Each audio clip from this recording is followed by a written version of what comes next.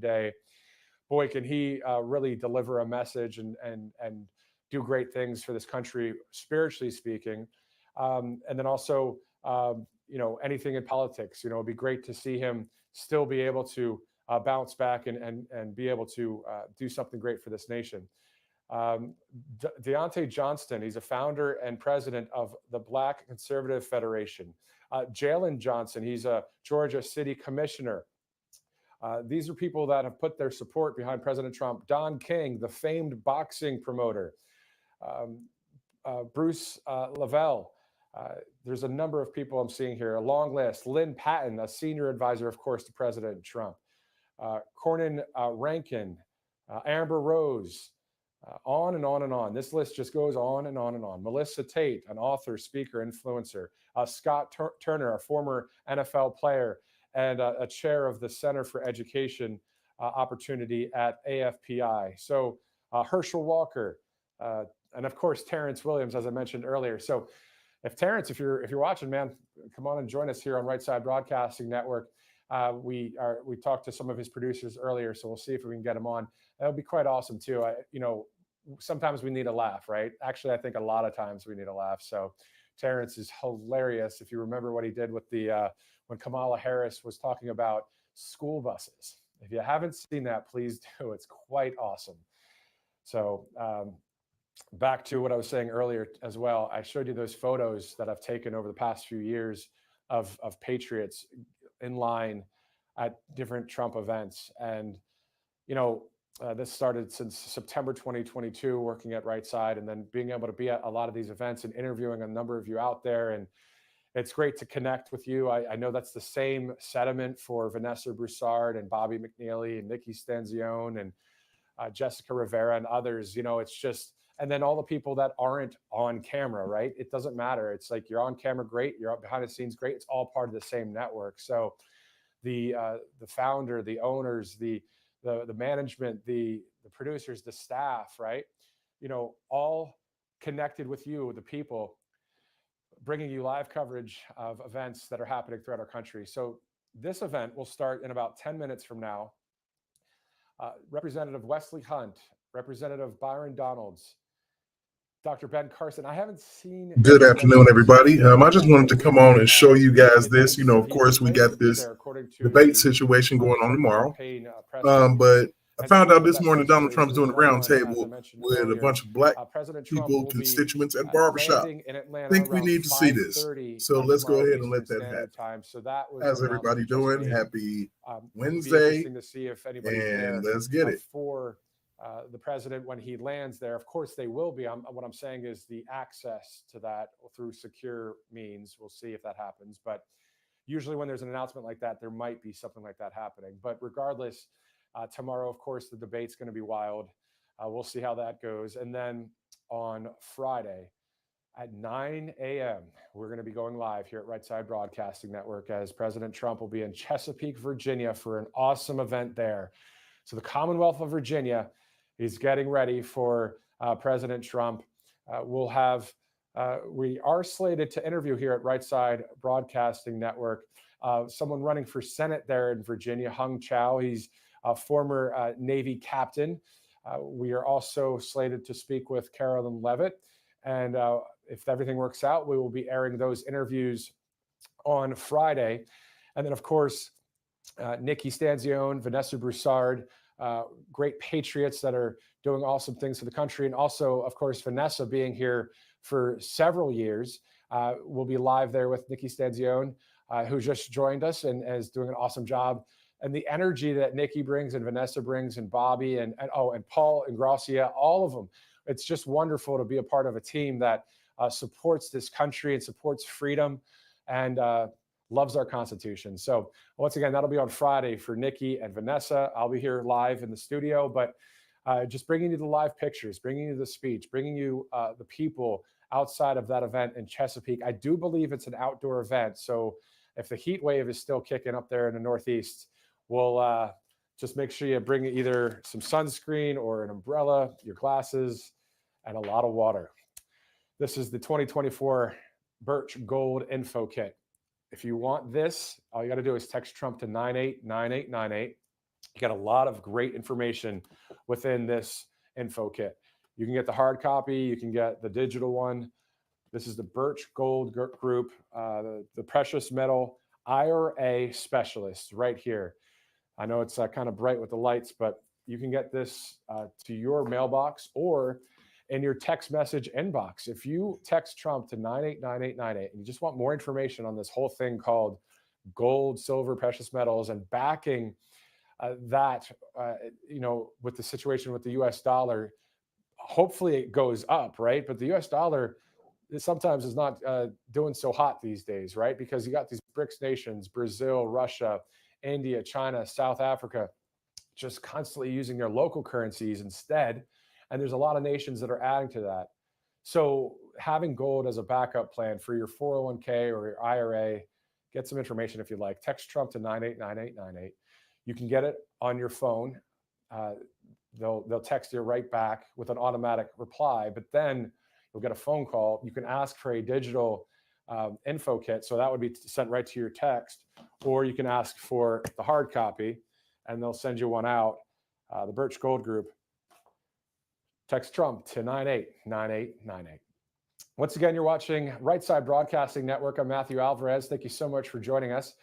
If you haven't seen the interview that we played earlier, I do want to play it one more time here for you.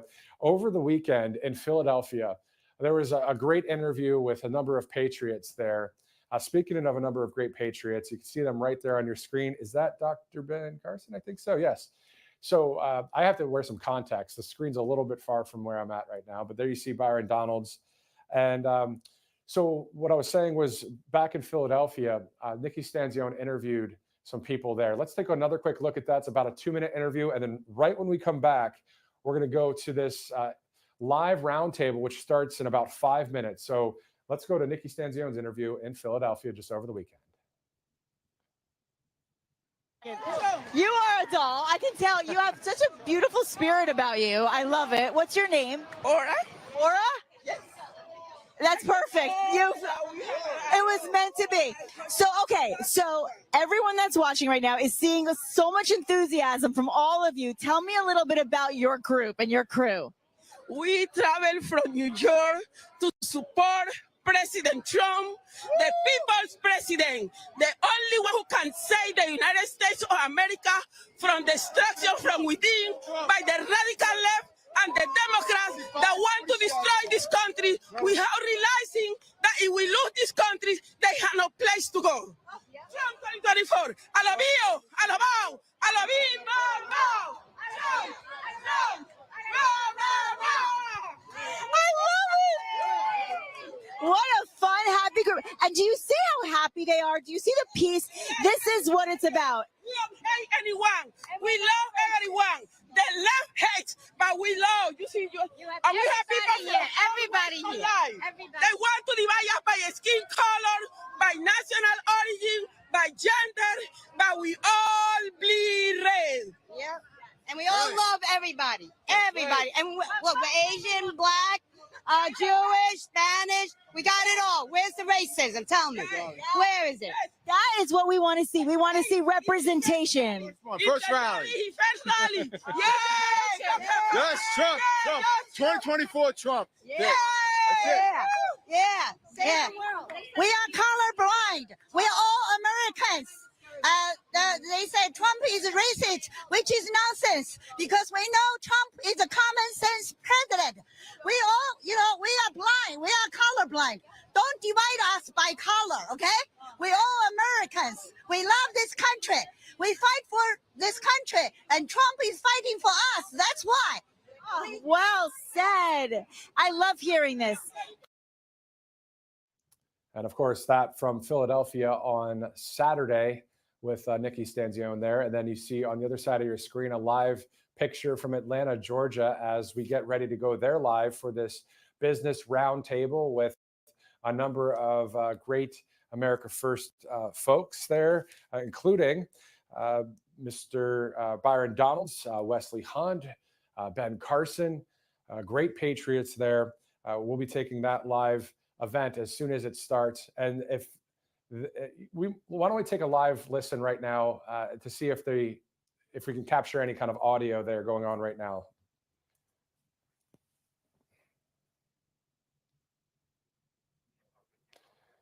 Okay, we'll be setting that up here any minute from now with the microphone there in Atlanta. But this event is expected to start in just about a couple minutes from now. For the schedule of events, the first Trump-Biden debate, of course, is tomorrow. RNC in Milwaukee is July 15th. That's 19 days away until the RNC. 132 days from the U.S. general election. Obviously, a lot going on there. Before we throw it to Atlanta there, I did look at a quote yesterday from Martin Luther King Jr. I wanted to read that real quick here. All we say to America is, be sure to what you said on paper. Somewhere I read of the freedom of assembly. Somewhere I read of the freedom of speech. Somewhere I read of the freedom of the press. Somewhere I read that the greatness of America is the right to protest for the right. End quote. That quote from Martin Luther King Jr. You know, obviously, a person that loves freedom, Martin Luther King Jr. there. So saw that quote yesterday. Thought that would be interesting to bring up today. Also, you know, we're seeing again, if you're just joining us, whether it's in the Bronx, whether it's in Philadelphia, Detroit, whether it's in rural Texas or rural Wisconsin, it doesn't matter. We, the people, are together supporting President Trump and supporting the America First agenda and Agenda 47. That because we see what's happening with the weakness that's happening right now. Chaos through weakness, as the Trump campaign has said, and then peace through strength with President Trump. So we'll be taking a live listen and look there as soon as that event starts in Atlanta. A number of great people there, including Byron Donalds. There's Ben Carson, I believe, right there in the middle. And then Wesley Hunt as well. So a wonderful day today here in Atlanta. We'll bring you this live as soon as it starts. It's getting ready any minute now. 1 o'clock is the expected start time. Now the polls for the country right now, for the swing states leading for President Trump, it does show, you know, 47 to 45% and that kind of thing. But you look at the boots on the ground, you see the people that are all at all of these events. And what you see are supporters in droves, right? And it seems like those numbers for these polls should be a bit higher in the category for President Trump, because you see what's happening through television, through live streaming, through social media. And then on top of that, everybody talking with their neighbors and out on the street or wherever you are, people are talking about this left and right, this whole election coming up. So that reminds me of Shaney Rich. If you know Shaney Rich, he goes out there, you know, a Trump supporter, interviews people from all walks of life everywhere, right? And just here's what their take is on the election. And it's so many people, an overwhelming majority do like President Trump and want President Trump back in office. You know, and I don't want to be repeating just these same talking points to you, but the point is, this is more than just an election. This is the election for our nation. This is the election that we don't want to see what happened in Brazil, where Lula he's not the right guy that's supposed to be there. It's Jair Bolsonaro is the one that the people voted for, the people want in Brazil. We don't want that same kind of situation here. You know, we know what happened in 2020, but the point is 2024 is the big election, as you know. I'm preaching the choir, but we are ready for it. You know, it's less than 135 days now, 132 days until that election. Be interesting to hear what everyone has to say here about the economy and things for business owners. How about no tax on tips for President Trump?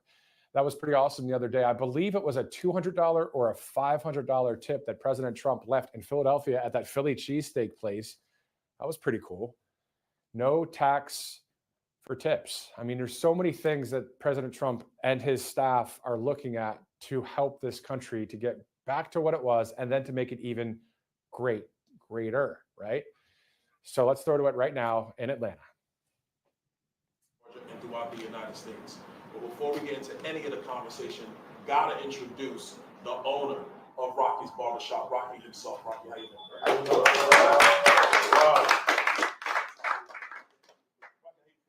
I'm feeling amazing right now.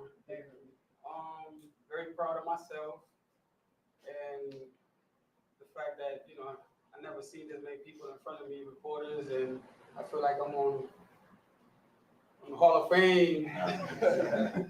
So it's a big accomplishment for myself and the Black community. One more thing, I've been in business since 2008. I've been through the struggles, the ups and downs, the COVID, but I'm just proud of, you know, just being a Black man in the community and able to sustain all the diverse people that come through this door and service everyone. And at the same time, just, you know, able to provide to the community, you know, everything that's we talk about. You know, I'm like a barbershop where, you know, we talk about everything from sports to politics to hospitals, injuries, crime, and everybody's welcome. Everybody's entitled to their own opinion. And that's pretty much it. You know, I just service to the community. I like unity.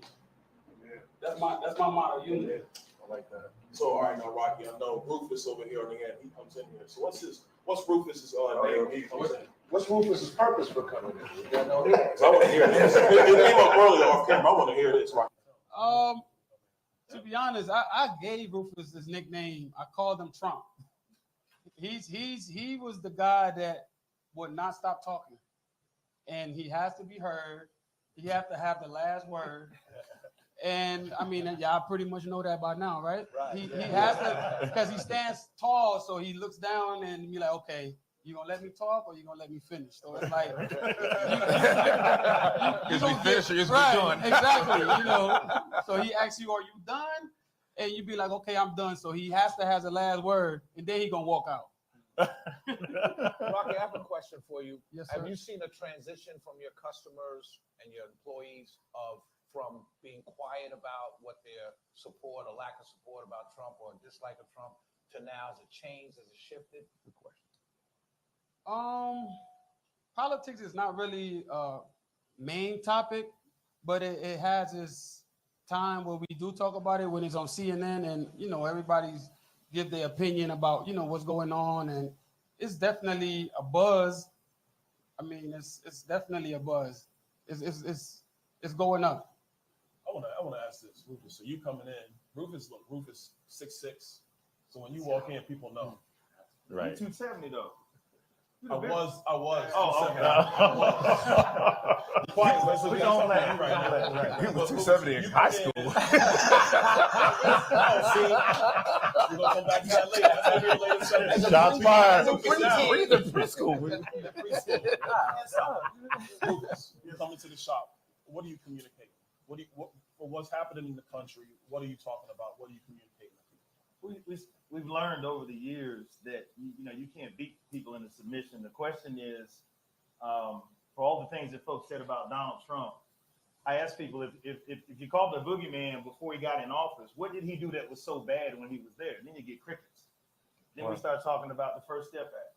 Then we start talking about opportunity zones. We walk down with HBCUs. I'm an HBCU graduate, so we start talking about the funding with HBCUs.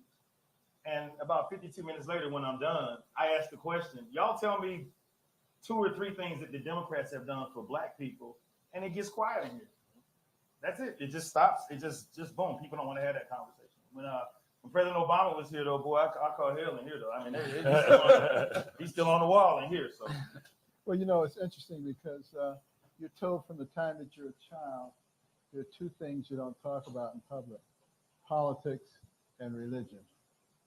But those are the exact things we need to be talking about these days, because there's a change in the air. There's things going on that only come to light when you talk about them. Yeah. Evil flourishes best in the dark. That's right. Doesn't want the light shined on it. That's right. And that's why we have to begin to talk about these things in a very serious way. You know, you talk about the Trump administration, before this administration, it was amazing. You know, the opportunity zones, $75 billion of money brought in from the private sector into depressed communities, mostly minority communities, lifted 1 million people out of poverty, provided incredible opportunities. You know, HBCUs. Every time we started talking about HBCUs, President Trump's ears would perk up. And, you know, he established a pipeline so that you don't have to come and beg every year. That's incredible. The justice system, the inequality of the sentencing, all these things, they were dealt with without a lot of fanfare. And I'm just hoping that the Black community is noticing this.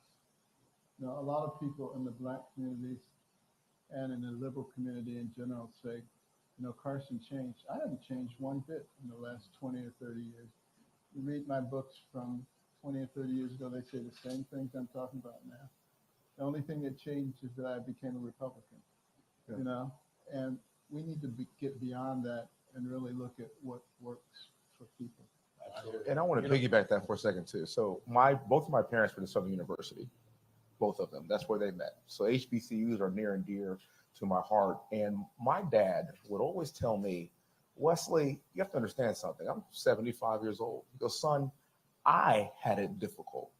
You don't have it difficult. We have come a very long way. And for a gentleman like me, who's sitting here as a United States congressman, whose parents are graduates of HBCUs, and at the time, that's actually all they had. And for us to be sitting right here talking about strong Black businesses, talking about Black excellence, which is exactly what this represents. That's right. Talking about the next generation and how can we continue to build on this, like the young gentleman in the back. You're a veteran. I'm a veteran. We have veterans on this stage as well. This is all about Black excellence, and it's not confined to one party. Right. It's not confined to the Democrat Party. Black excellence is for everyone. And so whenever I think about my parents that started at HBCUs and what President Trump has done for HBCUs, how he has created that pipeline, I got to tell you, I am so impressed by this, and it cannot be ignored. My parents had 3 kids. All 3 of us went to West Point. All 3 of us served this country. It's the definition of Black excellence. So creating a pipeline for opportunities for Black people at HBCUs is literally why I'm sitting here today.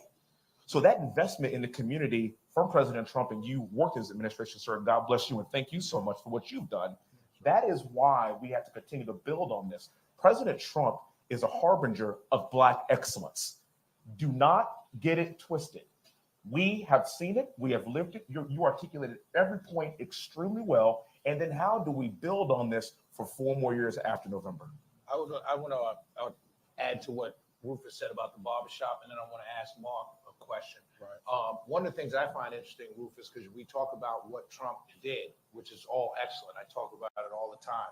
One of the things that I can never get anyone to answer correctly or at all is, how is it that for 30 to 40 years, literally, this man was looked at as a giant? He was looked at, he was on sitcoms, he was brought on movies, sitcoms. He was brought on, he was looked at, Oprah had him on her show several times as the most interesting person in the world. And then asked him, when are you going to run for president, Donald? And they all giggled. How does that guy, who's so loved, all of a sudden come down the golden staircase, announce he's running for president, and then everyone who was his friend flipped on a dime to hate him so much? Unbelievable. And the question is, if you ever grew up in a hood or anywhere in a Black neighborhood, the first question that will be asked of you, well, wait a minute, brother. You liked that guy yesterday. Why do you hate him now?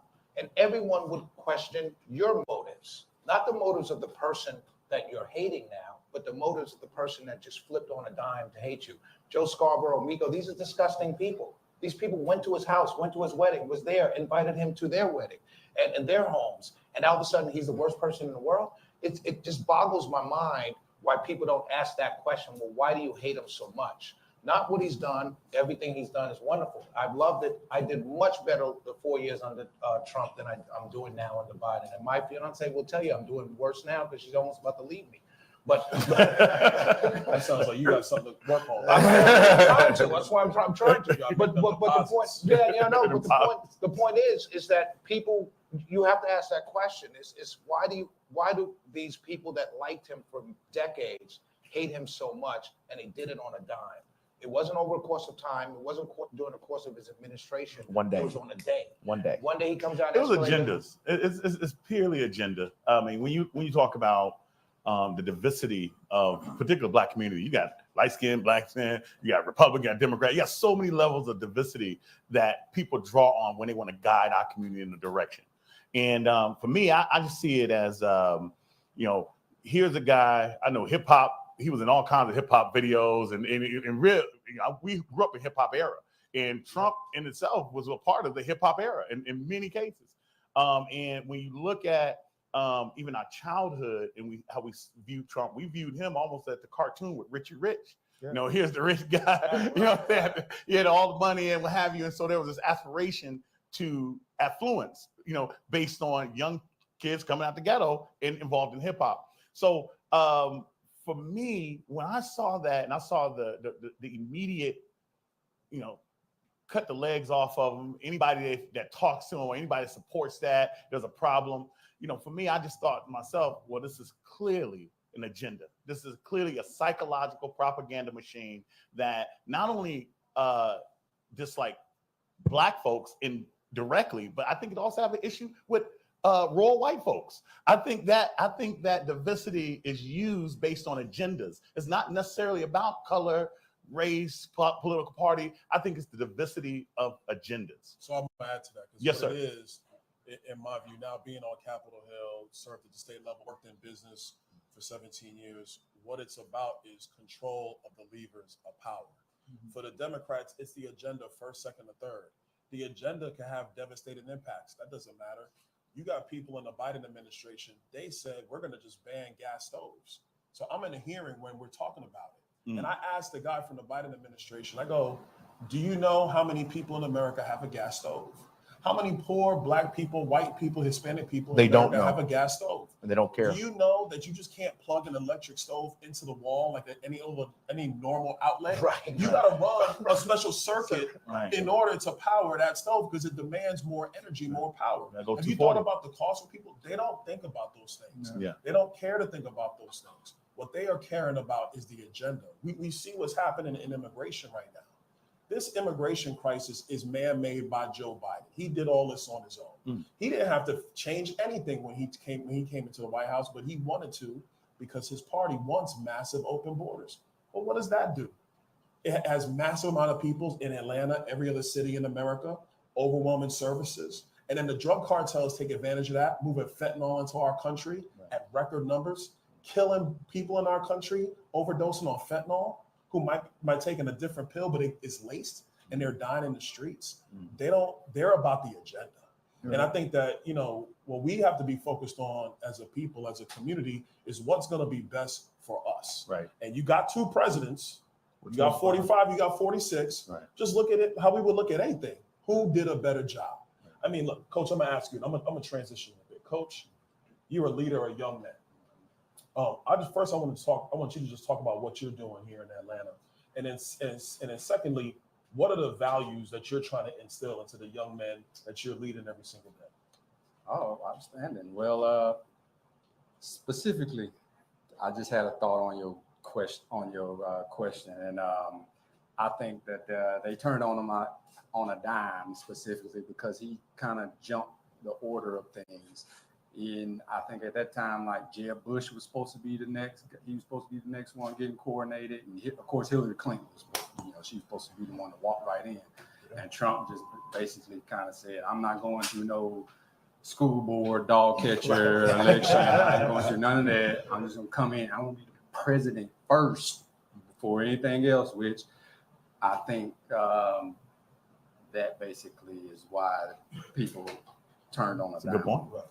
Good point. To answer your question, sir, I am Coach Boyd, belovedly known as Marine Corps veteran, as was said earlier. I retired from my job early. I am still a young man.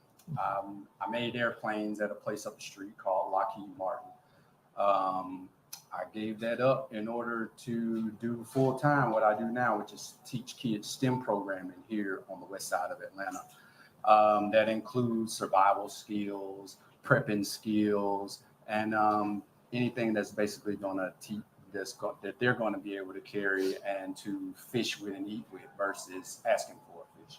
So those are the kind of values I try to instill in them. And from that stems of a deep feeling of personal responsibility that they understand early. I don't have to preach to them, even if I try to keep whatever. I am the co-founder and director of programming of Help and Empower Youth nonprofit. So I'm here in a non-political capacity, right? But even if I was somebody that instilled my values upon them, they can go outside their door and they can see the crime that is out there that has existed since they've been alive.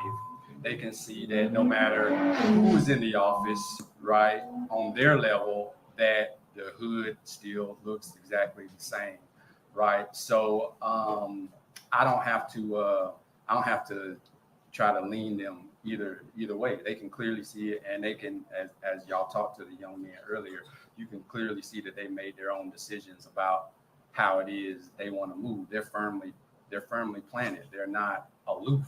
You know what I'm saying? So I try to instill in them that they want to be dependent on nobody but themselves. More first. You can't.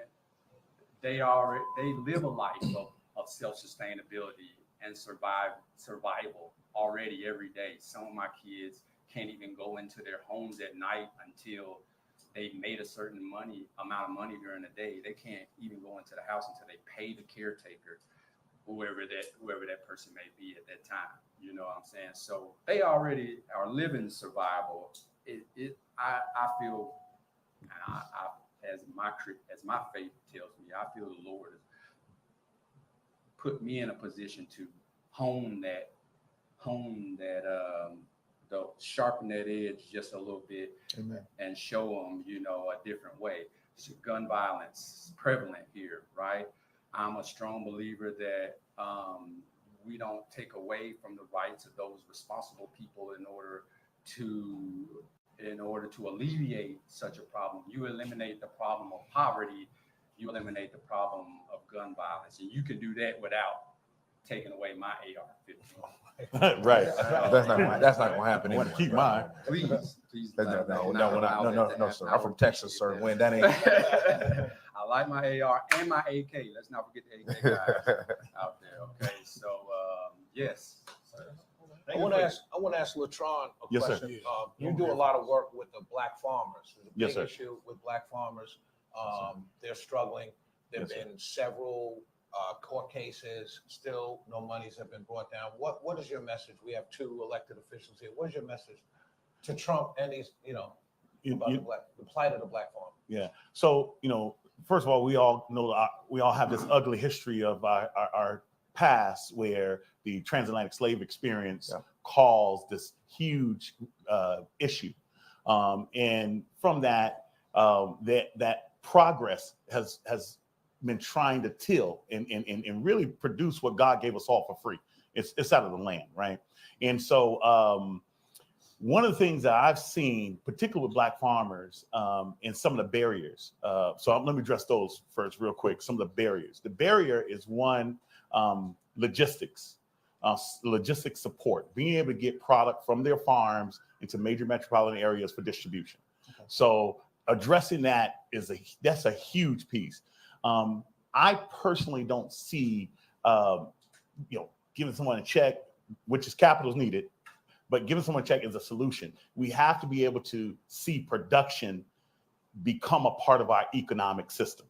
And so that logistics system is one part of it, which I think could solve a lot of problems.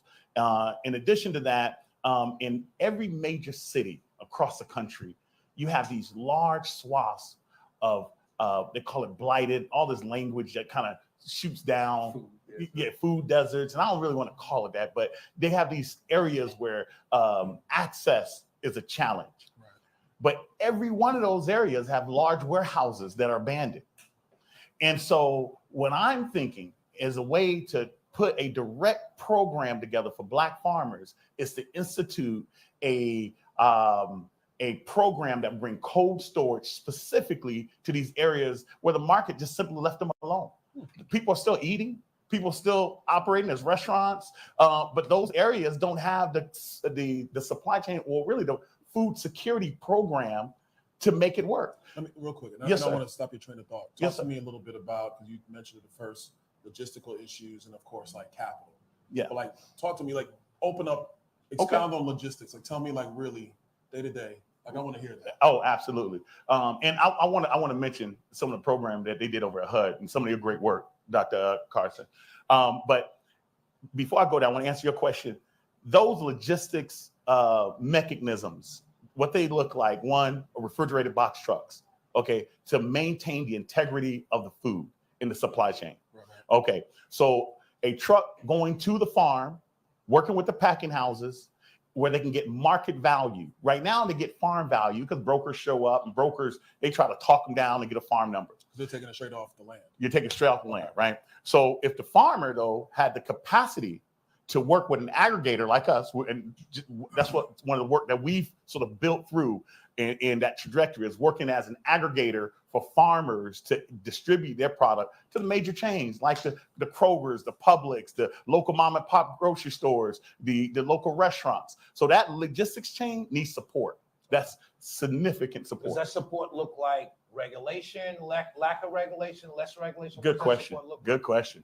So the regulation is a challenge, and it's always been a challenge. In fact, the goalpost moves from here to there, and then there's a group of guys, primarily guys. For the women that are involved, it's no disrespect. I love you too, but those guys simply they manage their network and they have their interest involved. So when you talk about this issue with Black farmers, you're really talking about a group of wealthy people who are managing and stewarding that wealth, and they really have it in their interest. Here's a piece, Shelley, that in Congressman, to your question. So that logistic support from the farm, aggregation, moving it to the city. So now you're in a city that have a need, and there's a population that can buy, that are currently buying. Supporting that would create so many entrepreneurs, because you're gonna people who are gonna make jams and jellies and peanut butters. You know, one of the things that I really appreciated that Donald Trump did during the COVID was the food to family box, because in that program you actually had Black farmers and other farmers across the board who got a huge boost, where companies could buy their product and they could give it away. Even though that's not a sustainable model, the boost in itself to create the logistics supply chain without the regulation, because that was the key, Shelley, to your point.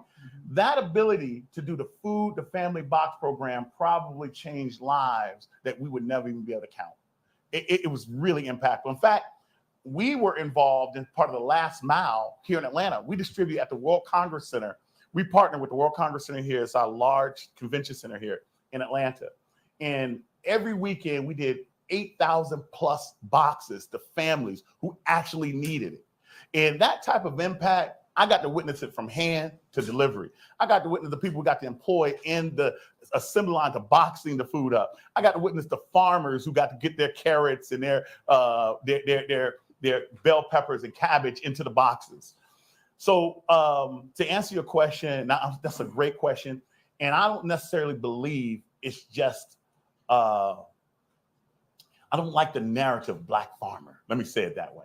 And the reason I don't like that, because when you put that on there, there's a stigma of diversity even in that. And that diversity causes someone on the other side to say, I don't like that program. Right. But if we talk about a farmer who's getting a fair shake and getting a real opportunity, that's human. That's a human issue. Right. One last point, if you don't mind. When you think of Pharaoh, Pharaoh never gave Moses a chariot and money to go to freedom. It was only the creator. It was only God. God gave him land. God gave Moses and his people land, and they produced in that land, and they were able to provide an economy or the environment accounting, the household accounting. So the accounting of their environment to be able to do for themselves. And so I believe if we could find ways to create that vibration, even the conversations about, payouts and this type of stuff, it'll shift, because that equity be earned. The equity comes from that production, that distribution. Right. So Representative Donald and Representative Hunt, I want to go from there to you guys. The only thing, and I'll be quick on it. Oh, sorry. You're good. And the only thing I'll say quickly Yes, on that is the logistical piece is massive. Yes, sir. And I would say it's not just farming, it's really through most production in the United States. We have major logistical issues. The Biden administration did their massive inflation reduction and then the infrastructure bill. That stuff is not helping clear up distribution channels in the United States. They're trying to move towards these electric trucks, which quite frankly do not work. What's happening in California mandated it. Yeah. So most of our trade comes in through the LA ports. Right. California says you got to have electric trucks. There's not enough electric trucks on the road. They're massively expensive. The massively expensive truck drives up the cost of everything that comes through that port, whether it's food, whether it's clippers in the barbershop, Bedding. no matter what it is, those costs are going up. So a lot of your trucking companies, they use the electric truck to drive to the border of California and Nevada or California and Arizona, and then they switch it to a gasoline truck and they move that truck to the United States. I mean, this is like stupid stuff. So some of the stuff logistically you're talking about, when you cut and reform a lot of these regulations for where the economy is today and where it's going, you can actually loosen those supply chains up to do what you're talking about. Yes, sir. Obviously, when President Trump was in the last time, his motto was, before you add one regulation, we're cutting two. Right. And I think you have to do that in order to clear up the jam that's in a lot of economy supply chains, especially in farming, and then do some other really important things like you're talking about, local networks, local distribution centers, where you can have that infrastructure kind of built in. That's real infrastructure work. That's real infrastructure. I just want to just touch on, because what you're talking about, for the United States, for America, to continue the trajectory of economic supremacy in the world, it's required that we begin to reinvest in those communities with infrastructure and logistics, particularly right here on the south side of Atlanta, or in Chicago, or in St. Louis, or in Cleveland. These areas that got these brown brick buildings that are just blighted. In Baltimore, you look at these buildings and you look at this population. The number one challenge is that those businesses pulled out of there. And when those businesses pulled out, the infrastructure for logistics moved out as well. So that impacted the education, that impacted the health community, that impacted the whole frame of the business community that supports those things. And so in the case, and I don't know how we can do this from this point forward, but I do want this discussion to be fruitful for the future of what we're doing. And so I want to continue this conversation about this logistics piece and how we can impact those communities. Speaking of which, when you talk about regulations, one of the things that I hear all the time from my left-leaning friends, deregulation is bad, deregulation is bad. But then you have Rocky Barbershop, who you have to have a certain size sign when you opened up, right? Fulton County mandates that your sign be not a certain. These are all regulations. What can Congress do, or going forward when President Trump gets elected? What can we do to lessen regulations for small business owners? We're not talking about the water, clean air. We're talking about small businesses. Wesley, talk on that one. No, I was just going to punt that to Dr. Carson. Oh, actually, hold on. For the administration. Hello. Hey, Mr. President Trump. Mr. President, how you doing? Well, I'm going to put you on speaker, but actually a great question just came up. We're talking about regulations and some of the things that can be done to alleviate the regulation burdens on a lot of businesses. But I'm going to put you on speakerphone for everybody to hear. Hold on a second. All right, everybody, you're on with the president. Hello, Mr. Hey, President. Mr. President. Hello, everybody. It's great to be with you. I hope I'm being well represented. I have a feeling I am. I know them very well. So I hope so. No, you are, sir. But a question came up about regulations. And so what's your view of what we need to do with regulations when you come back into office? Well, as you know, I cut taxes and regulations more than any other president. We had the biggest tax cut, bigger even than the Reagan tax cuts. And I also cut regulations far more than any other president.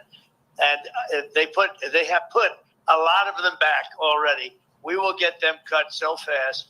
And, it's very interesting when went to business leaders and said, which was more important, these big tax cuts or these big regulation cuts? Almost every one of them said regulation cuts. Yeah. And it made a big difference to their businesses, small businesses and big businesses. Great question. Awesome. Anybody else got a question for the president? I mean, I want to tell him that black folk will vote for him. He get gas under $1. All right, so Mr. President, the statement, I'm not gonna call it a question. The statement is, black folks are voting for you if you get gas under $1. Oh, well, I tell you, I got it pretty close. We had it for a little while. You know, we talk about $1.87, and now it's on its way up. As you see what's going on. I'm seeing $4. I'm seeing $4.50, depending on where you buy. But we actually had it to $1.87, and we had it to $1.52 at one point. You know, different points. But we had the gasoline as low as it's been in a long time. So I don't know if I can guarantee $1, but we're going to get it as low as we can, and that's a big spur for the economy. The lower you get it, that's a big spur for the economy. Hey, Mr. President, it's Wesley Hunt here. How you doing, sir? Hi, Wesley. I got a question for you. You've been talking a lot about no tax on tips. If you could kind of talk about that and what impact that would have, not just on the black community, but on everyone. I think it's a winner for all of us, and it's your idea. So if you could kind of talk about that, that'd be great, sir. So about a month ago, I was at my building in Las Vegas having dinner with some big people, business people that were, you know, planning some big developments and things. And the waitress came over and said, how you doing? And she said, oh, the government is after me all the time for my tax on tips. I said, really? They do that? He said, yeah, Biden just made the regulations much tougher. And it's very tough nowadays, tax on tips. And I said, how would you like to be no tax on tips? Because first of all, it's very hard. You know, it's a very hard thing to control from the government standpoint. But the people are very unhappy about what's happening, especially the new regulations. And anyway, I just came up with the concept of no tax on tips. Let the people earn what they earn. And it has been so popular beyond anything. I've never seen anything like it. So we have no tax on tips. Vote for Trump, no tax on tips. Hey, Mr. President, we have Ben Carson's here with us. Hey, Mr. President, how you doing? Hi, Ben. I'm good, Ben. You know, what you said about the regulations is so important. At HUD, we were able to get rid of over 2,000 regulations. Right. And it made it so much easier to get things done in general. But I just want to encourage you to continue to speak out, because the attacks on you have been absolutely ridiculous. We're praying that God will give you the strength to bear it, because you're standing in there for all of us. Well, the attacks have been unbelievable. What they say, and you know, they'll take a speech where I'll be out rallying, a perfect speech for an hour and a half, 2 hours. We have big crowds. We had over 100,000 people, 107 to be exact, in Wildwood, New Jersey. We had 25,000 in the South Bronx. We have 88,000 in South Carolina. We have tremendous crowds, and you'll make a perfect speech. And this lowlife Biden will take the speech, him and his people, and they'll cut sentences out, cut words out, cut sentences out. Oh, Trump, look, he didn't make a good speech. And I do them largely without teleprompter. You know, I don't need a teleprompter. He can't read a teleprompter. But these people are nasty. They're really horrible people. They really are. It's a shame. It's a shame. I've campaigned a lot over years, not even, you know, for myself, but in particular, I've campaigned against some pretty bad people for others. But there's never been anything like this. They make up things. Suckers and losers, which was never said. They know it. They make it up. They literally make it up. You saw it with the 51 intelligence agents, where they said that they got this done, where they said that the Hunter laptop from hell was all Russia disinformation. Yeah. And, you know, it's just a total made up thing. These people, so you're right about that, Ben, when you say it. It really is a shame. But the people understand it. We're leading in every poll. And we're leading every swing state. But and one just came out, I guess, Nate Silver, the New York Times, that we have close to a 66% chance of winning, which is a pretty good chance, I guess, when you think about it, right? And Mr. President, you got time for 2 more questions? Yeah, sure. All right. Hey, Go ahead. Mr. President Shelley Winter, how are you, sir? How are you? Thank you very much. I wanted to ask you, the debate is tomorrow. Do you think that you will get what many of my listeners are asking me? Do you think that you will get a fair shot from Jake Tapper and Dana Bash? Do you think you'll get fake Tapper? Right? Fake Tapper. Do you think you? Byron, it was cutting and out. Don Can you just Bash. repeat that question, please? What do you Do you think you'll think you're going to get a fair shot from Jake Tapper and Dana Bash tomorrow night? Well, I think it would be good for them if they did it. I think probably not. You know, it's very interesting. During the primary, CNN covered me, very, very tough, but they covered me all the time. And I won it very quickly. I won it in record time. And Byron knows that, and Ben knows that. They were all there. And Wesley was there. Wesley, good job on television this morning, by the way. Oh, thank you, sir. But they were all there. We won it in record. So now I'm making my speech to, accept everything and to acknowledge the victories and all. And CNN started off, and then they ended.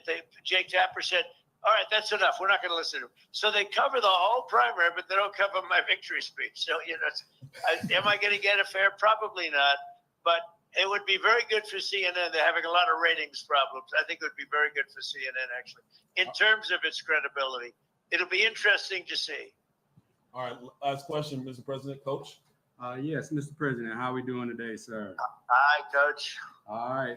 My question is, in the Black community, it's been made a big deal about how you have been kind of railroaded here as far as your court cases go and everything. Yeah. And the support that you'll receive from the Black community is kind of like a sympathetic kind of support, because it's understood that we've received similar, not even similar, but basically we've been railroaded since the day we came here. We felt that way, right? So if you can acknowledge that you're getting support from Black people because of this, then we can kind of acknowledge that we have been getting railroaded. So my question is, what can you do about those Alvin Braggs on your side that have been doing such railroading from the time? What can we do about those Fonnie Willises and Alvin Braggs that are right now sending some poor Black person to jail for some crime that they're doing?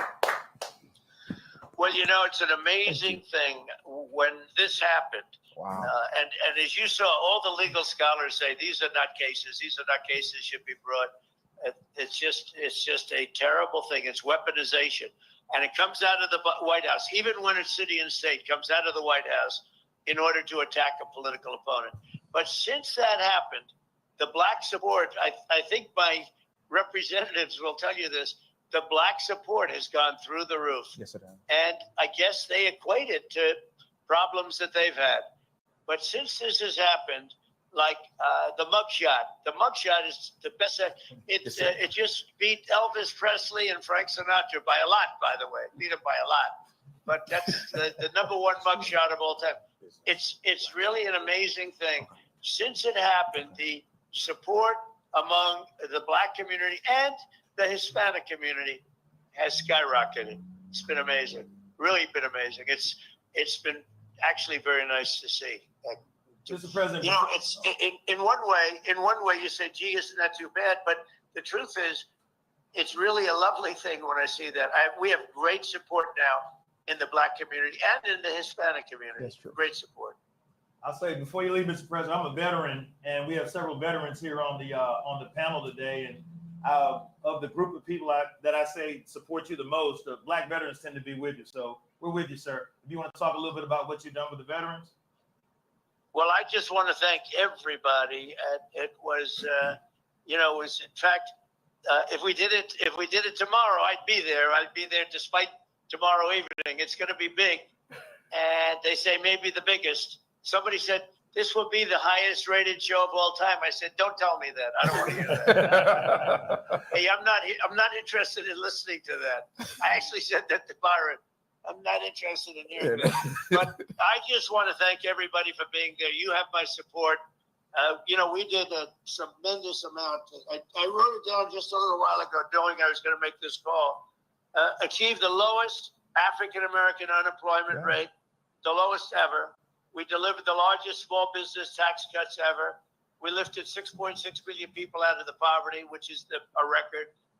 Black Americans saw their largest increase in home ownership ever. We gave record funding for historically black colleges and universities. I actually got them taken care of. They were really in bad shape. And we passed it, and we did that.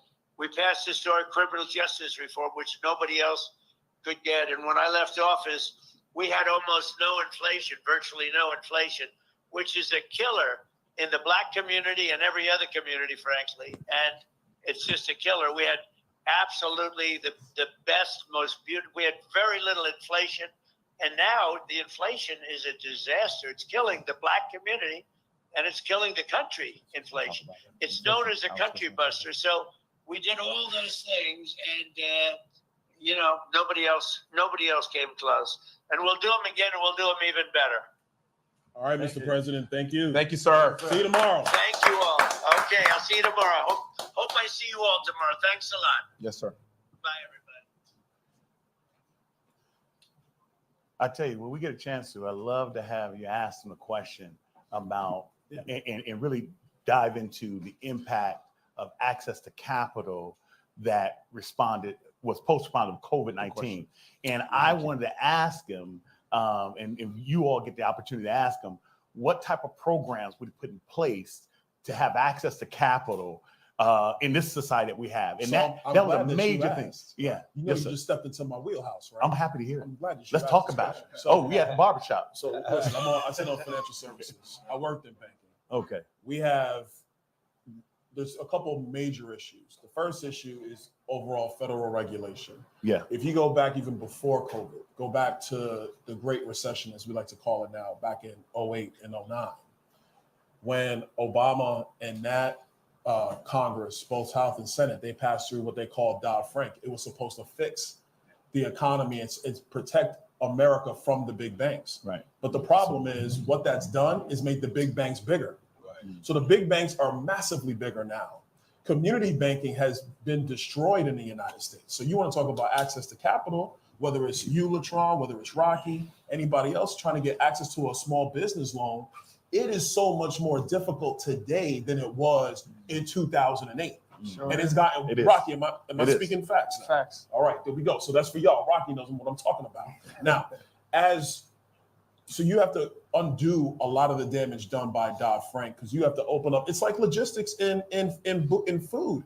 You have to open up the lines of capital. You can't clog them down with regulation. You got to open that stuff up so business can do that. When President Trump in his last term, he signed legislation amending some of Dodd-Frank to loosen up those lines. Second thing's happening now, the Federal Reserve under Joe Biden, they're talking about raising bank capital even more. But if you talk to the banks, they'll tell you the issue is not bank capital.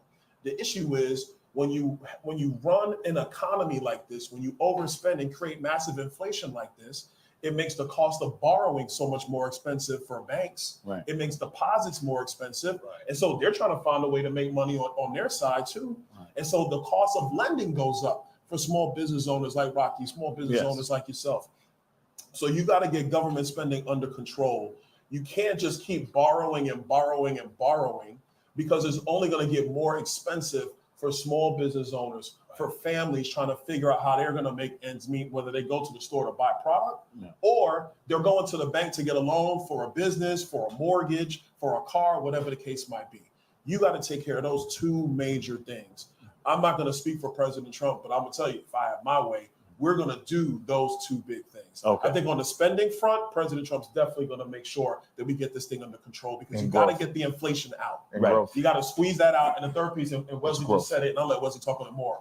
You got to grow the economy. That's energy production, etc. Yeah. You know, I want to go back to something that Latron was talking about, the divisiveness. This goes all the way back hundreds of years. In places like Mississippi and Alabama, there were more slaves than there were slave owners. They were very concerned about that. So they told the ones in the house that you're better than the ones in the yard. The ones in the yard, you're better than the ones in the field, to keep that divisiveness there. And then after slavery was over, the light-skinned ones, you're better than the medium-skinned ones, you're better than the dark-skinned ones. Fast forward to today, conservatives versus liberals. Fighting, don't get together, don't coalesce your power, even though 90% of stuff you agree on, but they have you take that 10% and try to bang it out and keep you divided. We have to be smart enough to recognize that that's not the solution. We need to learn how to converse with each other. Just because you disagree with somebody doesn't make them your enemy. Right. And we have to get over that quickly.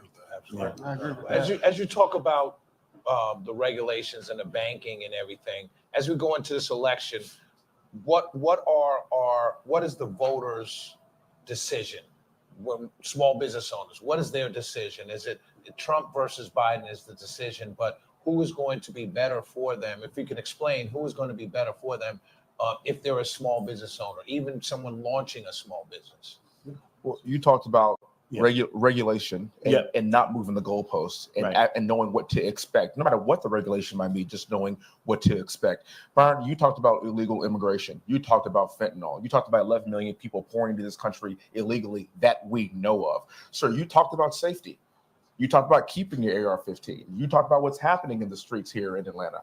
You're asking me about who we should pick, one or the other. President Trump is running on everything that we just said. 100%. That is the crux and the very premise of what he is running on and what he is focused on. He will give a 2.5-hour speech, but at the end of the day, he is hitting on these things in multiple ways from multiple angles. If you look at this on its face, Joe Biden is doing none of the above. I would even argue he is running against the things that we are talking about here right now. And so this is really a binary choice that President Trump is articulating every single day, while Joe Biden right now is hunkered for a week trying to figure out how he's going to speak tonight or tomorrow night. So it's up to us in this room to articulate that in a way. This is a binary choice. The things that we want, things that we are talking about, President Trump just called in right now on the phone and talked to us about it. Who does that? Hey, that's the most famous person on planet Earth. Right. Yeah. You know, it's funny. So many different dynamics. Hold on. Yes, I got sir. a quick question. Quick back to Wesley. Would Joe Biden just get an impromptu call? Come on. No. Because I know leaders of Congress who can't get an impromptu call with him for 10 minutes. No. They can't get an impromptu. Sorry, go ahead. That's big. Just access to the decision maker makes a big difference in business. So what you're talking about, this is our language. Having access to the decision maker and he can call in. This has been great, and I appreciate you being able to pull that off. You know, that's a nice little trick you did. But no, more importantly, but more importantly, here's something I think is really important. Something Dr. Carson just touched on in everybody, but that divisiveness, you know, when we leave this, there's going to be a whole lot of conversation. Here, these black guys come and talk about Trump and this, that, and the other. Here in Atlanta, we're in a black Mecca, right? So not only is it a black Mecca, this is Wakanda. In the black community, we call this Wakanda. This is black business, this is black educators, this is black doctors, this is black excellence. When we leave this place, they're going to have conversations. A lot. One of the biggest conversations that may come out of this is how can you guys support him when he has a dog whistle for a group on the other side? And for me, I want to address that because I think that's a really important part. You have rural Georgia, you have the antebellum South, you have people who grew up in a society in their culture. I'm not going to go to China and dictate a Chinese culture. I'm coming to Atlanta saying, here's what's good for my city and my neighborhood. These are the things that are good for us. And we're speaking the language that we're in Wakanda. And so if Donald Trump happened to be elected and we are in that position as the leaders of our society, why wouldn't we try to find ways to bridge a gap? And why wouldn't we want to be a part of the solution? The other piece of this that I think is really critical, when you talk about economy, right? Economy is it's a scary word for poor people, and it's a big scary word for rich people, right? On both ends. Because the economy language talks about money, ability to move, access. I hear how you responded as it relates to the access to capital with the small banks and opening those channels up and deregulation. that's critical, right? But at the same time, if I'm on, if I got a small business, I know a good friend of mine named Zach. He owns a place called Local Green Atlanta here in Atlanta. And one of the challenges Black deal with, even under this administration, is access to capital. He wants to open up local green restaurants all across the country, right? Killer Mike and two other brothers, T.I., they got a business here, and their businesses, from real estate to restaurants, they're trying to get access to capital as well. The question that really got to be answered: will the Trump administration, when we raise that flag and we got a new president in the White House, will he make it easy for access to capital? And that's the question we got to answer leaving this room, because that's the only combative narrative we get against the guys who got a dog whistle for white supremacy and that type of thing. Well, wouldn't be Tim Scott's? He did it before. He'll do it again. Yeah, right. That makes sense. Point at what he actually did. You don't have to like him to vote for him. There's a joke about chickens for KFC. Yeah. Okay. You have to be for people who are for you. If you're a barber and you get tips, right? Yes, sir. Okay. Would you want to pay taxes on tips or not? No, sir. So I'm not saying all the barbers would vote, but I don't see why any barbers would be against that policy. Right. Also, for the No. media, for anyone listening, it's a substantive conversation that we're having. I don't know how often it's known, but this is the conversation we have in the barbershop. Absolutely. Right. We all brothers, Right. y'all agree, right? A little bit more A cursing. little bit more cursing. Right. It's a no profanity. Not this one, though. No profanity, Robert. No No cursing, Robert. But a little more cursing. Keep it clean. Keep it Right. clean. But where I was going was the policy side of it. If you can take the fat off of it, cut it off and look at what Donald Trump did and what he is saying he's going to do again going forward. He did it before, he can do it again. And I'll close with I say this to Black folks all the time, particularly in the barbershop. I say, once again, tell me the 3 or 4 things that Joe Biden has done to help Black people. Because all of us can tell you about the things that he did to help Black people when Donald Trump was there over the 4 years. Right. They say vote, vote, vote. They say democracy. Vote, vote, vote, vote, vote, vote. They get Black people to vote. Okay, so Black people vote, and then what? Right. What do we get? Right. Now, I do appreciate Ice Cube when he was saying, "Hey, we need to contract Black America to get our vote." That made sense, right? And I was glad that Trump was willing to meet He met with them. And, he met with them and looking for a solution. Biden didn't even meet with them, by the way. But here's the thing right. that's more interesting than that, Latron, is that he was crucified, meaning Ice Cube, for even having the conversation. Steve Harvey, many people don't remember when Donald Trump won. When he visited him. Yeah, in 2016, he won. Kanye visited him right out of having mental issues. When Kanye came out of that meeting, they asked Kanye, what'd you talk about? Kanye didn't answer. Trump answered for him and said, we just talked about life.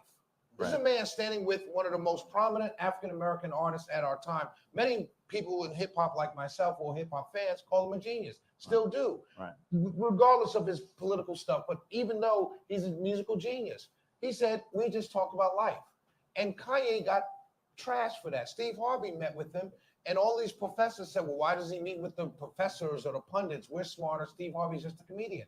Steve Harvey literally almost had his career crashed from having a meeting with the man. And so at some point, what I say to the African-American community or anybody that will argue with me, and this happens all the time, is that at some point you got to ask yourself, how do you hate this man so much? The man hadn't even put his hand on the Bible yet. And they were going after him. He hadn't even put his hand on the Bible. All he did was win an election. And Steve Harvey, who is loved now because he had to dispense with any kind of good words he had for Trump because he got destroyed, almost lost everything, his syndicated show, TV, everything. That he had worked hard, lived in a car, that he tells the story, lived in a car for years to get there. So how do you have to ask us, you have to ask anybody, white, black, I don't care who they are, but particularly African Americans, how is it that you would let other people, and you know what I mean by other people, I'm talking to them, I'm a part of them, other people tell you that this guy is so bad that you can't even meet with him or else we'll destroy you. Just remember, that is powerful and scary as hell. Sorry, Marxist ideology depends on intimidation. That's it. That's what they do. I think I know this is specifically for the next election and the Trump thing, and specifically versus Biden, but just going forward, I think Republicans themselves have a bigger opportunity. Trump might not be the messenger for Republicans to be able to get to these Black people that are now waking up and leaving the Democratic Party. They ain't necessarily going straight to the Republicans, but they, like Dr. Carson or somebody said that we got some. They'll use those couple of ideas to divide you, but really, even if you go down and ask, even down to the kids in my program and their parents, they all hold mostly center right. The majority of America, period, is right to center, right? So I think Republicans got a better chance at looking.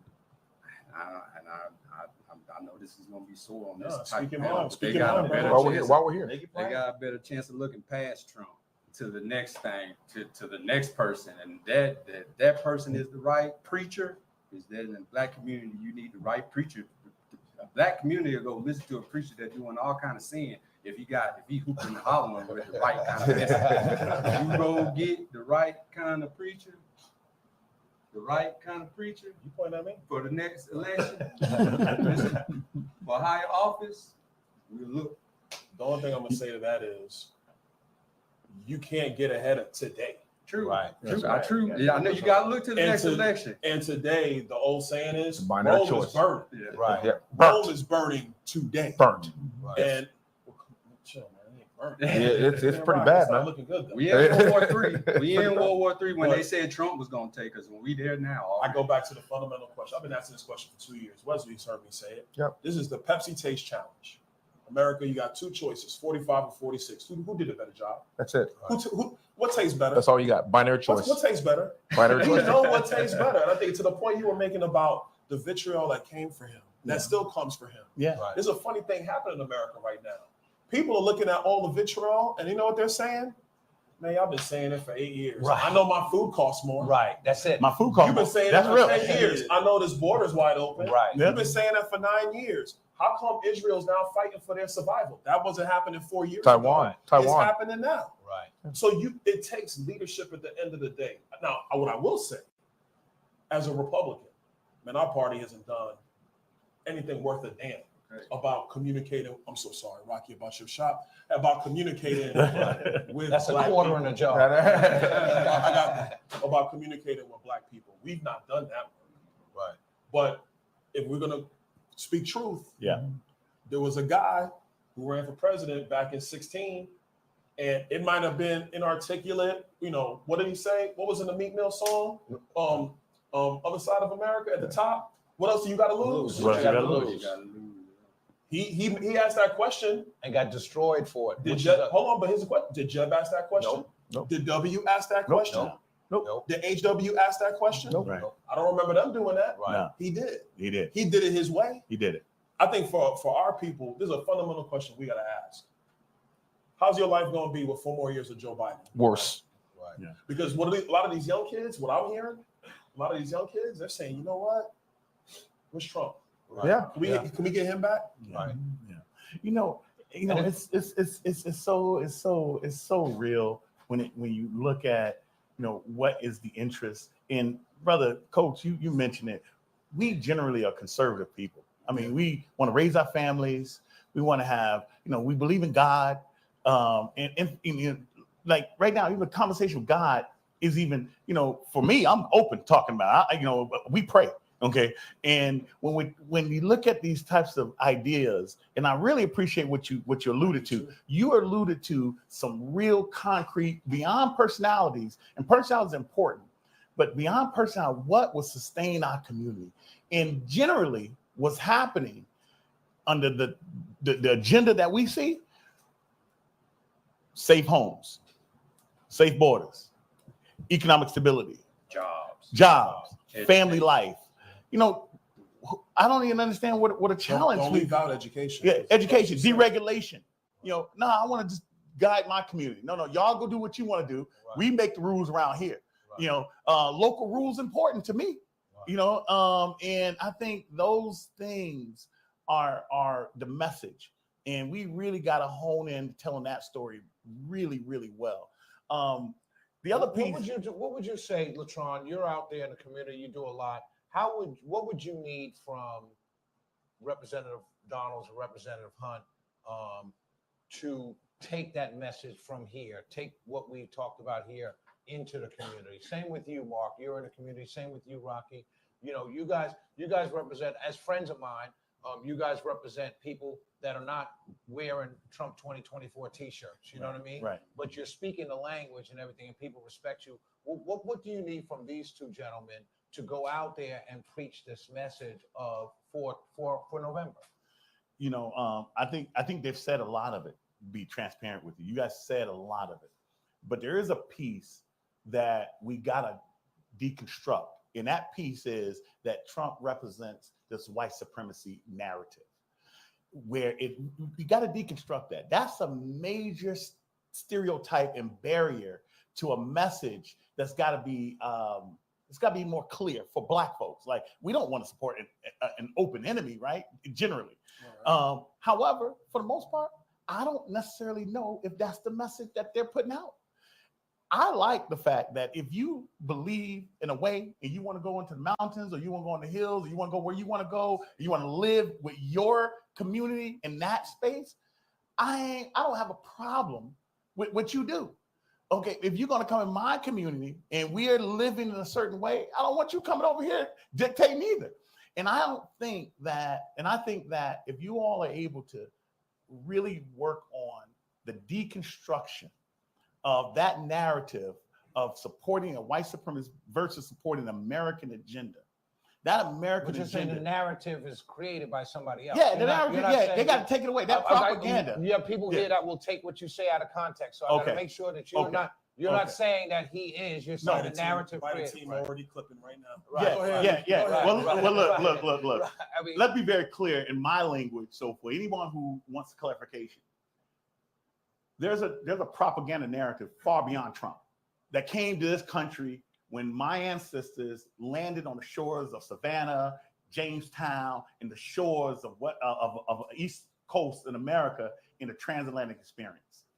And that process over years beyond Trump has been something that's been passed on generational and inherited by children who really don't even understand what they're really saying. They just heard their parents say narratives that were divisive. So what I'm talking about is we got to deconstruct the American future, and we got to acknowledge the American past, that we are truly working as a community. So when I'm saying we got to be able to deconstruct the narrative of a white supremacist idea, which is really born out of the historic energy that was put into this country through the transatlantic experience and people inheriting that through birth. That's what I'm talking about. That's where that came from. Now, we got to be able to deconstruct that and talk about an American agenda that is reflective of equity, true opportunity to relive and reinvigorate an American dream. So let me say this. Yes, sir. To the white supremacy deal. If that's what Donald Trump truly believed, then why would he undo the 94 crime bill? Because when you did that, what you predominantly did is you cut short sentencing of Black men, because in the mid-90s, Joe Biden and the Democrats felt that they wanted to treat crack cocaine as a higher threshold punishment than any other drug, any other illicit drug in America. He came in and he unwound that. If your whole goal is, I want to be supreme, whatever the case might be, why would you do that? Right. You see what I'm saying? Yeah. So like, this is where I think, and to your, I'm not, it's not against you, Latron. I know what you're saying. Yes, sir. It's really more for them than for you. Okay. But I think that people have to get past the narratives that come from media. Dr. Carson knows what happens when the media wants to have a narrative. Right. I know what it is when the media wants to have a narrative, because they just push that as opposed to actually digging into the context. My mother always raised me to say, to think, do not listen to what people are saying. You look at what people are doing. Yeah. And I think that in our community, we have to get past the narratives that come primarily from media and from people who have agendas. Let's be clear, because a lot of people have agendas, and look at what's actually happening on the ground. Right. I'm gonna give you another one. Yeah. What's that one? Charlottesville. That's a good Oh, one. yeah. So the Charlottesville one, there's good people on both sides. Well, what was never reported, never really talked about, is that he was actually doing a press conference on infrastructure that day. That was a 17-minute press conference. By the way, Joe Biden hasn't given a 17-minute press conference since he's been president. I'll give you that one. 17-minute press conference, right? He just kept saying, I condemn white supremacy. He said it like 6 or 8 times. In that speech. In that same presser. Right. The pressers keep asking the same question. I know they all here. I love you guys. They keep saying the same thing.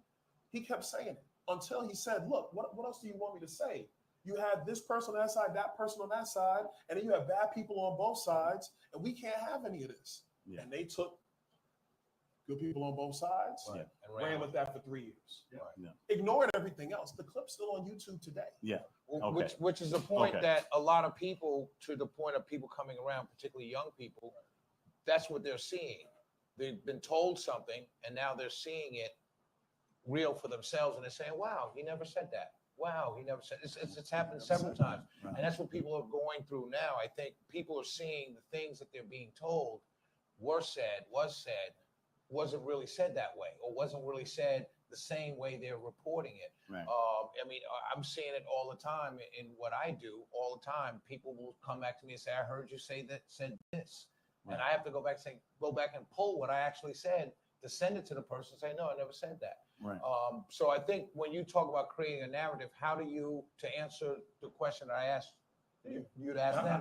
I want to hear from Mark. I want to hear from Rocky. Right. I want to hear what they got to say. Right, yeah. But I would say the answer to your question is making sure that when someone comes to you with that, you don't have to deconstruct anything. Right. You all you have to do is show them what was really said.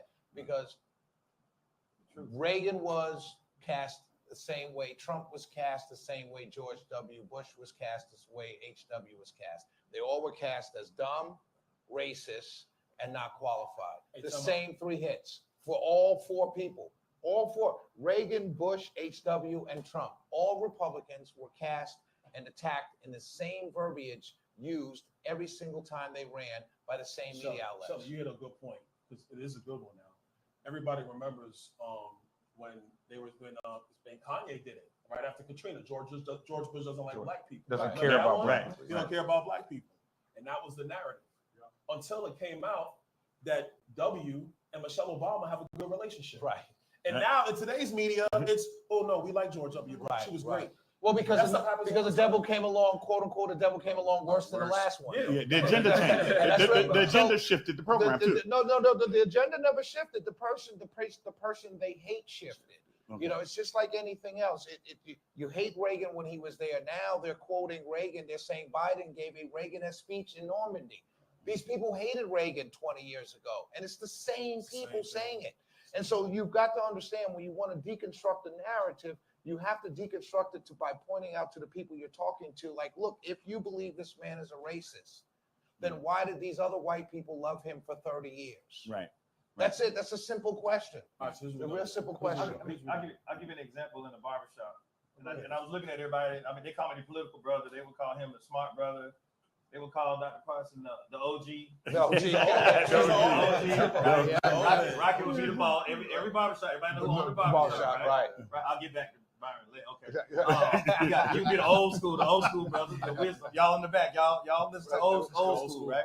Old school. Then what do we say when we get to West? What would y'all call it? Clean. What's he doing? Everybody want to know what he do. What he do? Right. And you got the mouthpiece right here. Right. The word. Boy. In terms of where we're going, I tell people in the barbershop, I say, Google when Biden said the N-word 13 times. It gets quiet. I say, pull your phone out. It gets real quiet. And I say, why doesn't the media ever talk about, whenever you bring up Trump, they want to bring up something from the 1970s. Okay, fine. Well, Biden said, I don't want you to go to school with my kids. And he said the N-word 13 times. Now, y'all can try to explain it, but if Trump said it once, you wouldn't hear the end of it. Right. Correct. So we are here we are having that kind of conversation, but black people don't control the narrative. We don't control the media. We don't own it. Right. But what we can do, what Dr. Carson says, is we can influence it. Right. That's it. That's my little 2 cents on. Everybody need to take their Twitter. They need to take their X. They need to take their phone out. They got to get their social media and simply make it very clear. And I think as you're traveling and you all are going to different cities and talking to the black communities, you really got to get the people to start sending out the social media messages that you can account for, you know, and that are authentic and are very real. I know for certain that when Donald Trump was in office, our business grew. Okay, so I'm just telling. I'll tweet that. That's the truth. Our business. I don't want to be very egotistical, nothing like that. But our business grew when Donald Trump was in office. And is that a result of timing? Possibly. That's God's mercy, right? And I believe in God, and Trump does too.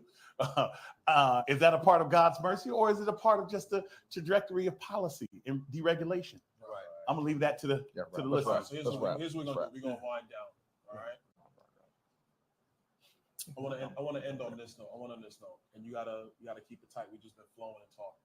Right. But what do you think? What do you think in terms of Black people?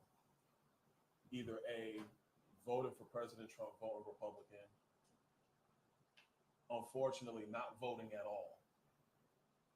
And then how much do you think is actually going to stay with Joe Biden and Democrats? Lucas, I'm gonna start with you. We're just gonna go straight down. But let's before that, from a nonprofit perspective, to your question that you had, Shelley, for you two guys that are legislators, I would say, please consider. We don't need more police. We don't need that stop and frisk.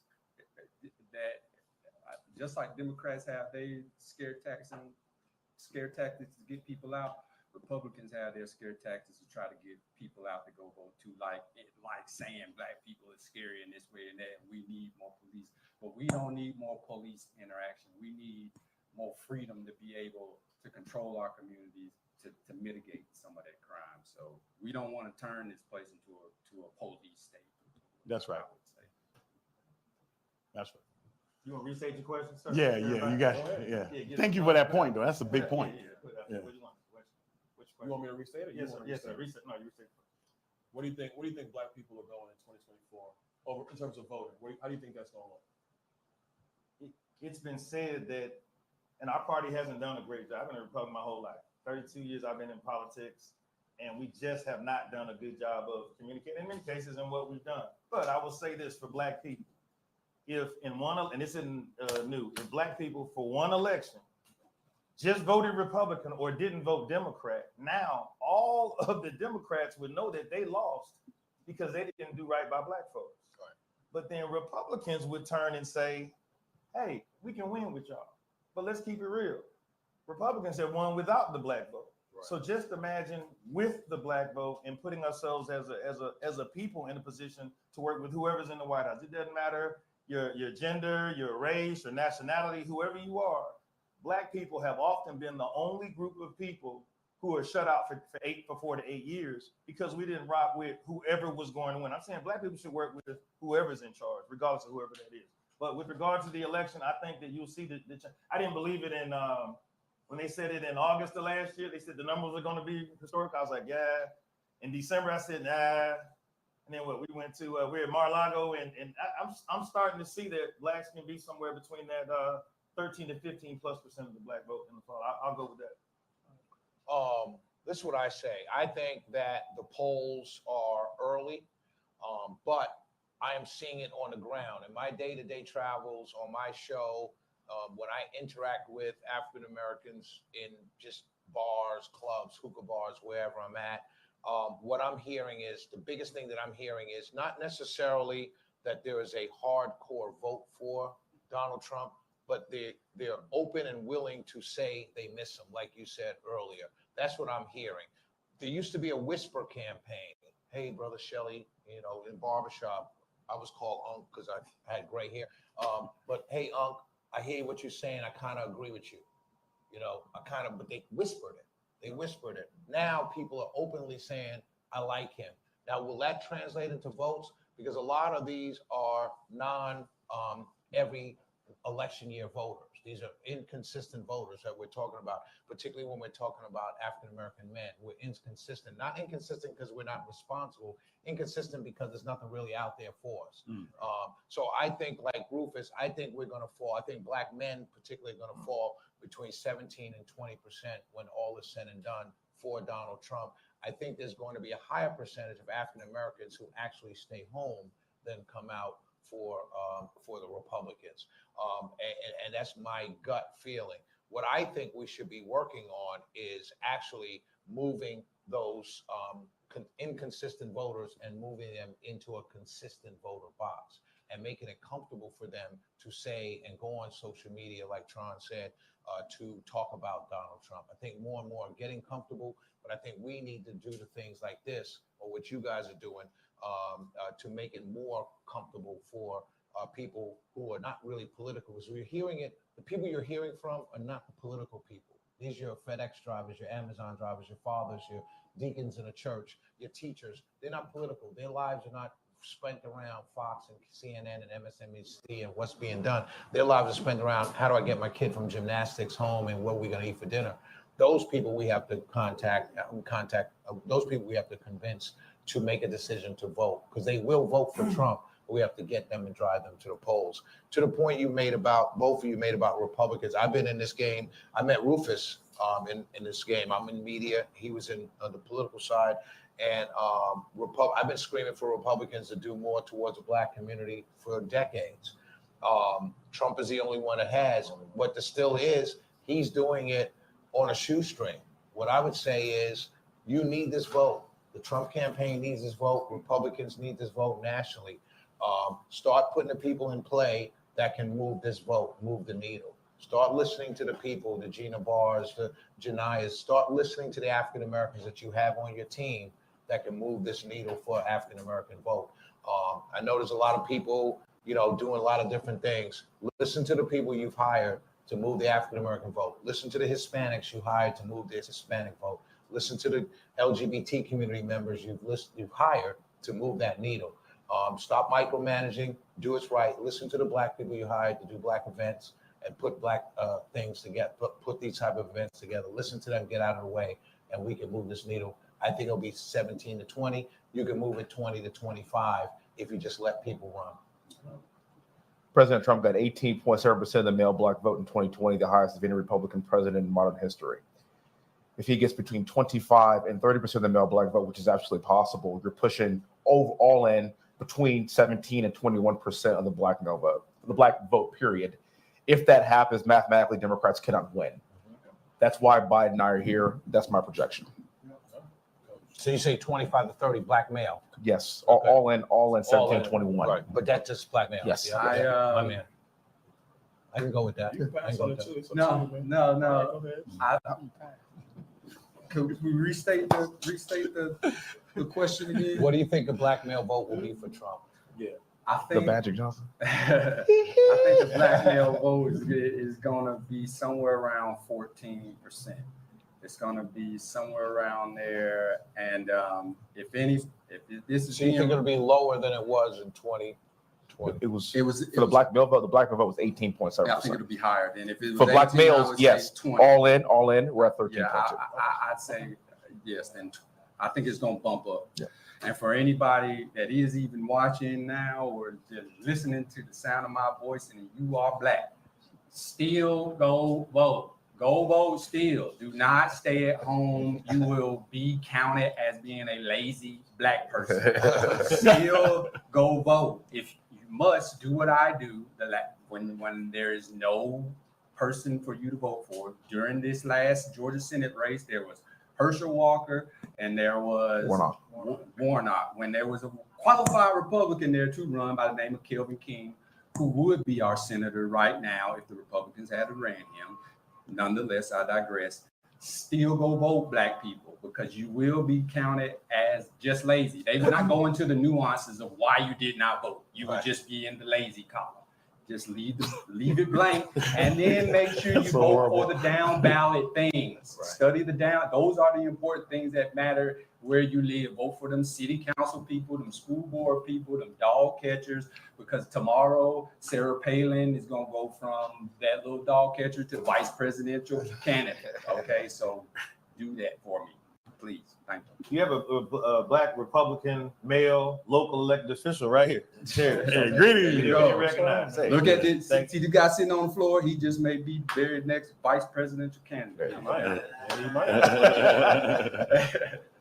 Rocky, you answer, or you gonna no look? Free haircuts. Ain't no wrong answers. No wrong answer. No wrong answers. I'm just black in America. I just want the right person to win. Support black businesses, small businesses. I like the word unity. I like to be diverse. I like who support me. I support them. I like teamwork. That's simple. Yeah. I like to keep it simple. Yeah. Basically, do what's right. Right.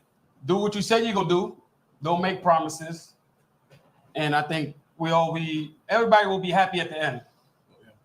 Everybody will be happy at the end if we just stick together and don't make it such a complicated decision based on Republican, Democrat. Just do what's right.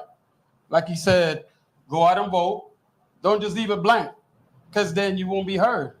Then your decision is not valid unless you pick the right person. If you want change, you gotta get up. You gotta say something. So I'm glad I'm on this platform.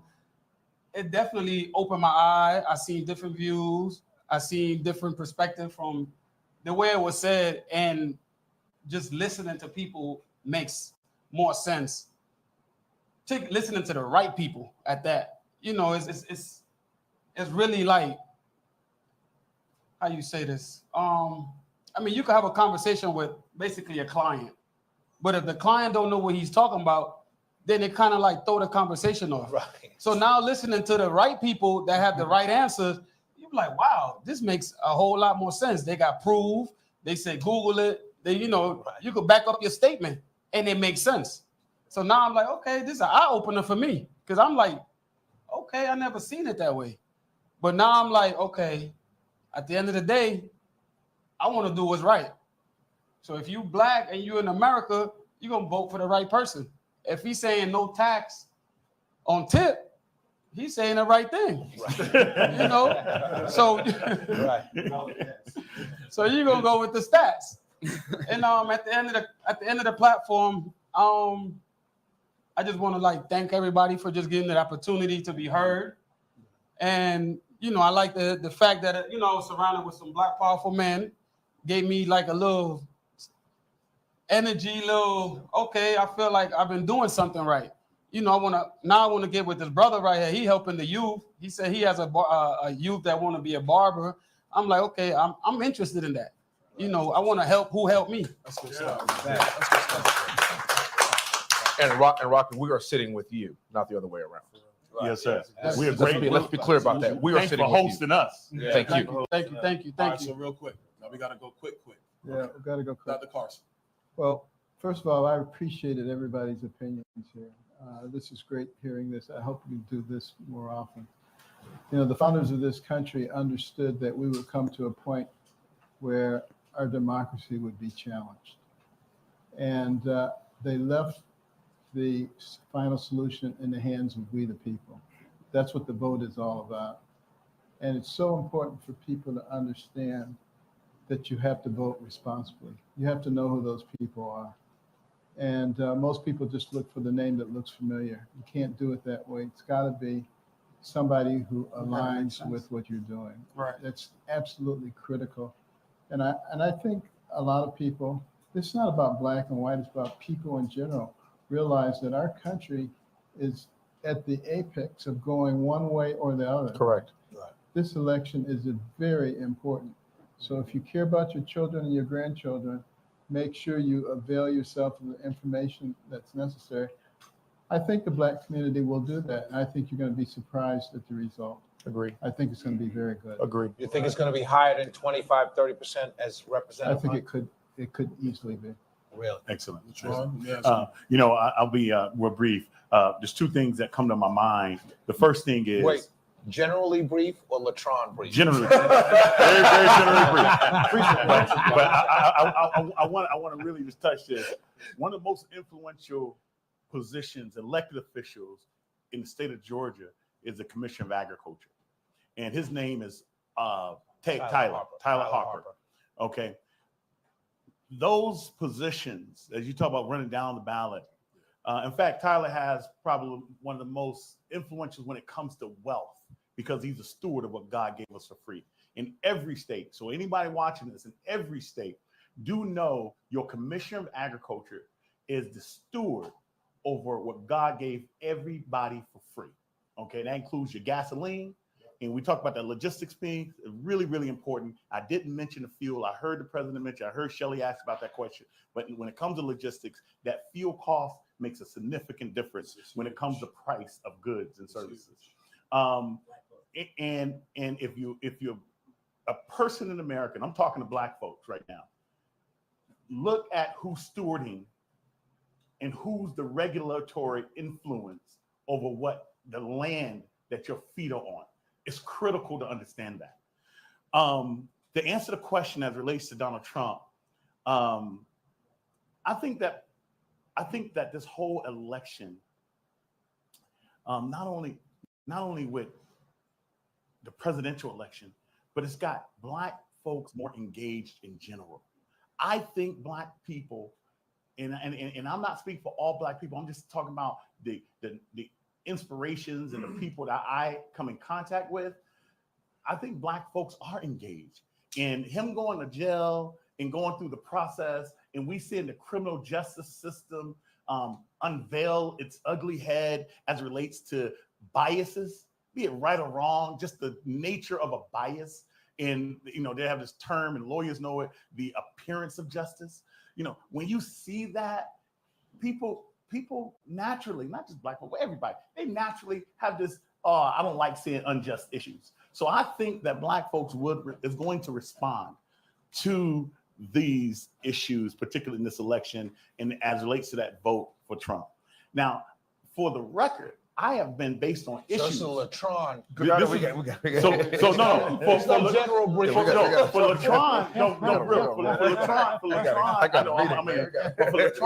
I've always voted on issues, and I think that's what most Black folks are going to be. They vote on issues, and so the issues that were raised, they make sense. If Trump is saying that, and the other guy is saying something different, people won't vote for the issue that fare well with them. So, thank you.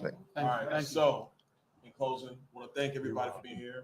Everybody here on the panel, thanks. Honestly, and it's important to say, when we walked in talking with these guys and said, we're unscripted, we're just going to flow.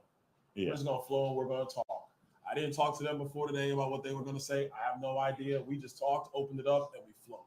Rocky, I'm witness to that. he knows because he was like, I'm not supposed to be on here. What's going on? I said, Rocky, just talk. If you want to talk. It's cool. We just flowing. It's your place, man. It's your place. It's your place. Let's come in here. Appreciate it. You're Thanks welcome. for the setup. Guys, I'm gonna say it for myself. I know for a lot of people on the panel, Dr. Carson Wesley in particular, we're for President Trump. We think that him being the 47th president is going to make this country great once again. We got a lot of issues to fix. Let's go fix them. And I got one more thing. One more thing to add. You talk about white supremacy. Yes, sir.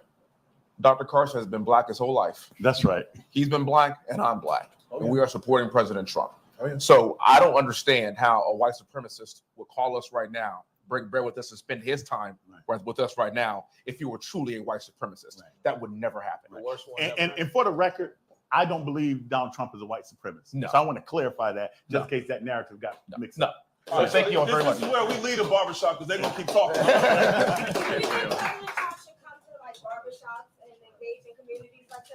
Yeah, I think he should. That would be a great idea. You want to open up the questions? You want to let them have access? Well, he just did today, didn't he?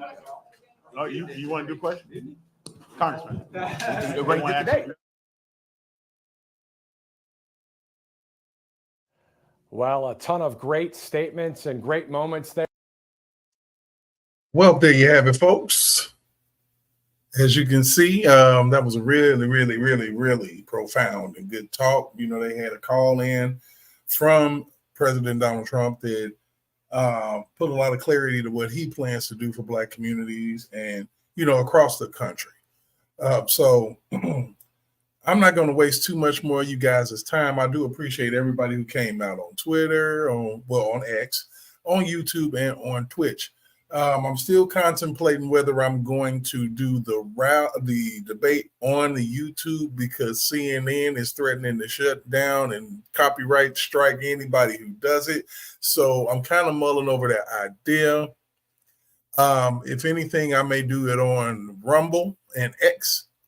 And this is giving a great opportunity to those who aren't on my Rumble and not on my X to go and follow me and subscribe on Rumble. Go ahead and follow me on X so you can have an opportunity to not miss a dang on thing.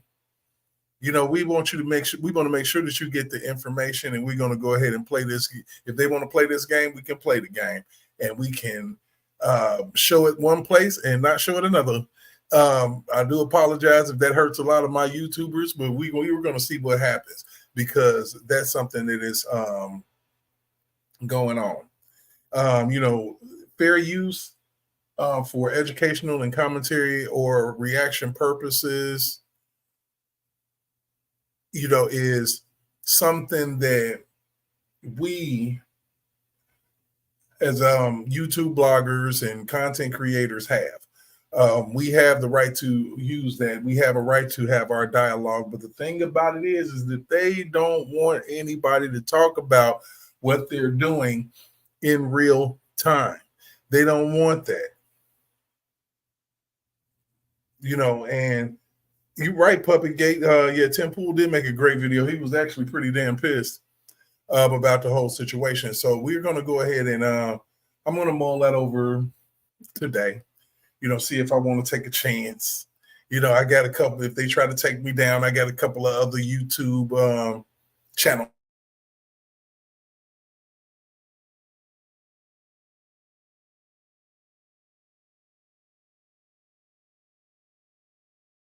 And we'll do it, because I have to prepare. I have to finish working, and I have a live to prepare for this evening.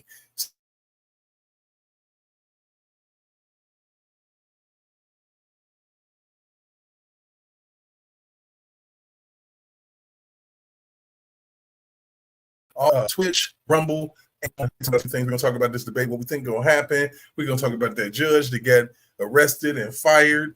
You know, I didn't realize that she was the one that actually put a Cash App up last year. I'm like, dang, that's the same chick. Lord have mercy. So we got a lot to talk about later on. So on that note, I'm going to see you guys this evening. God bless you. You